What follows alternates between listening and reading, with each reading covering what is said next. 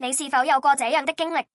當一位肩負重要責任的領袖逐漸衰老，無法跟上快速變化的世界時，或者在家中看到父母不如從前那般有力時，我們自然會開始擔心，接下來會怎麼樣呢？這正是大衛王當時所面對的情況。以色列的英雄大衛已年邁體衰，整個國家對下一任王位繼承人感到不安。聖經記載，大衛王年紀老邁，雖用被遮蓋，仍不較暖。列王紀上1:1。這不只是他身體變弱的描述，也是他所治理的王國正逐漸走向衰弱的象徵。不論一個人曾經多麼偉大，終有一天都要把自己的位置交給下一位。曾經擊敗巨人哥利亞，帶領軍隊戰無不勝的大衛，如今連讓身體暖和起來都做不到。我們每一個人終將會面對身體的極限，無法靠自己的力量行動。大衛王體衰的景象，不只是象徵個人的衰老，而是預示一個時代的結束和新時代的開始。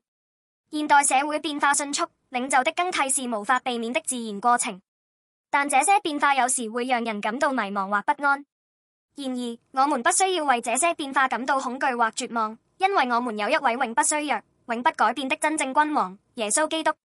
耶穌是大衛的後裔，但他不像大衛一樣屈服於死亡和軟弱。他戰勝了罪與死亡，並從死裏復活。他是永恆的王。當我們接受耶穌為我們生命真正的君王時，我們即使面對人生中的各種變化，也能擁有堅定的盼望。今天，讓我們放下舊有的方式與軟弱的思維，把我們生命的寶座交給耶穌基督。這樣，我們就能在他裡面得着真正的平安與永恆的生命。即使在人生的盡頭，也能與耶穌一同展開神所賜的全新開始。